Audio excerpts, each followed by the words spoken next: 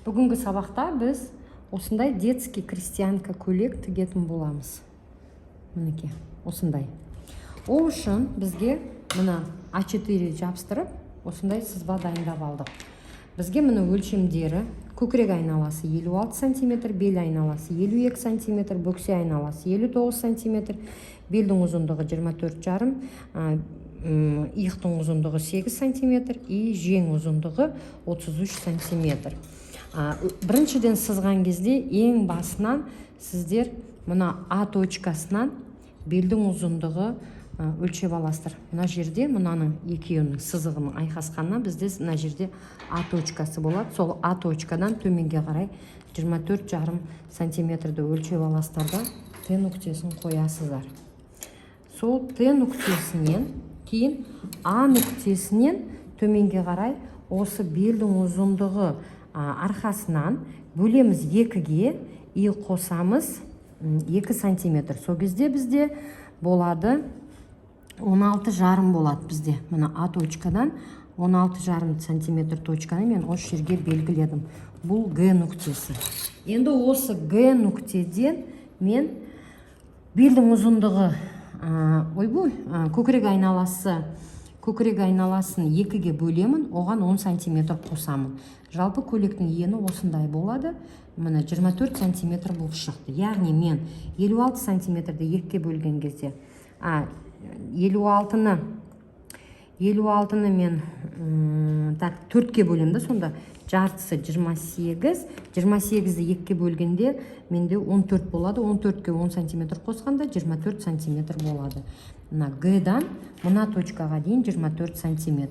Одан кейін мына точкадан солға қарай 8 см өлшеп, жоғарыға қарай перпендикуляр көтереміз. Перпендикуляр қанша көтереміз? Мына 7 см көтереміз. Жалпы бұл крестьянка 3 жасар қызға, 3 жасқа. Сомен вот осылай бізде осы жерден перпендикуляр сызып аламыз. Одан кейін осыған да перпендикуляр сызып, ол қанша болады? Қараңыздар. Мына нүктеден жоғарыға қарай қолдың айналасы, мына қолдың айналасы менде 28 см.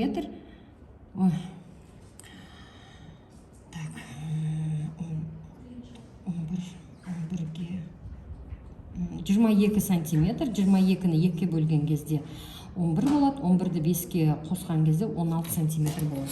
Демек мен осы нүктеден жоғарыға қарай 16 см-ді өлшеп аламын да, кейінен мына перпендикулярды сызып аламын. Жалпы жеңнің ұзындығы қанша болса, ол өзіңіз таңдайсыз.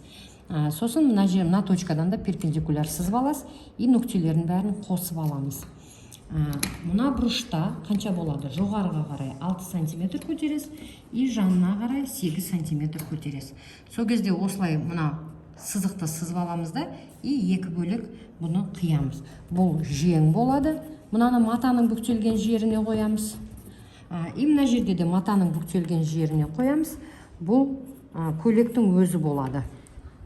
Ендеше пішуге кірсек, пішуге бізге мата қажет. Мата, қайшы, жіп, бор, осындай жіп резинка. Сосын осы сызбаларымыз бізге қажет болады. Матаны біз 4-ге бүктеп аламыз. Мына матаның шеті, осылай 4-ге бөліп аламыз. Кейінен осылай қиямыз. Мына матаның бүктелген жерін осы жерге қойып, ұзындығында өздеріңіз таңдайсыздар. 1 см тігіске береміз.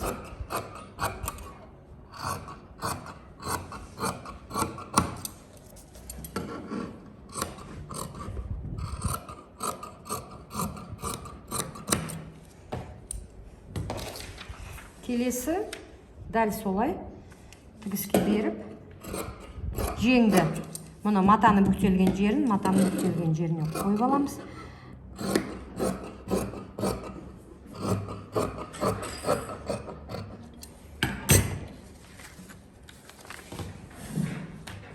Мінеке, бізде енді жең болады. Енді біз өлшеп аламыз. Мына жерден, мына 16 жарым, 16 жарымға, мына 26 жарым болады. 26 жарымды мен немесе бұлай жасайық. Мына бір жең болады бізде.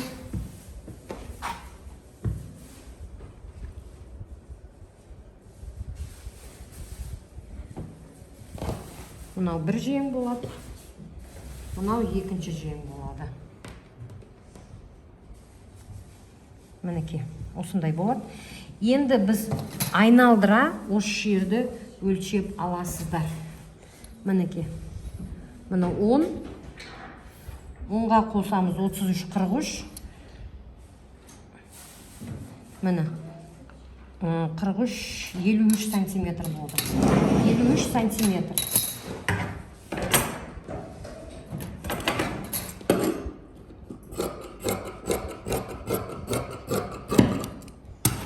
Демек біз екі бүктеп, осындай 53 сантиметр пішіп аламыз.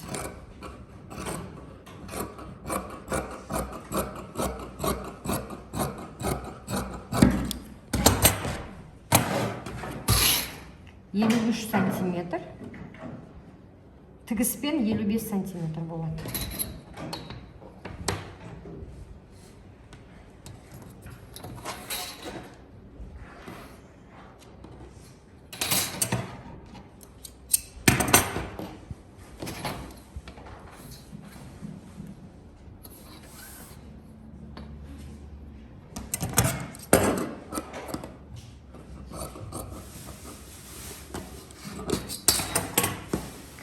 Так, бұл біреу, сосын тағы да біреу, екеу болады.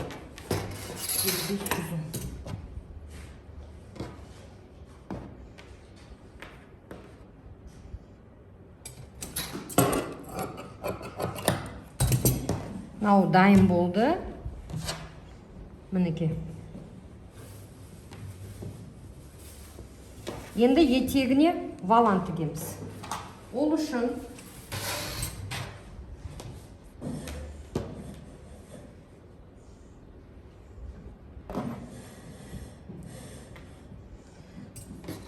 ұзындығы 10 сантиметр болсын.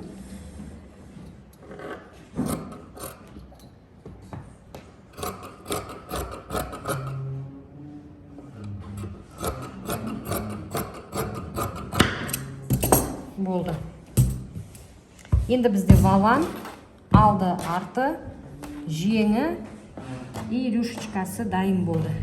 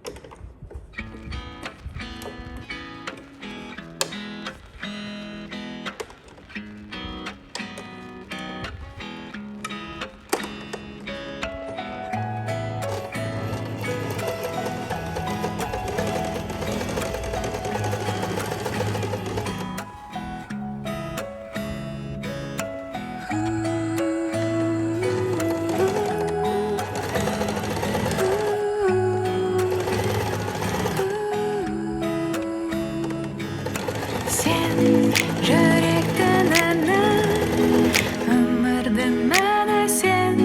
Армандай шандарға жетелейсің сен. Толқындайсың тербелеген тағдырыма, тыныс пен ерекше дем берген. Сенсіз таңым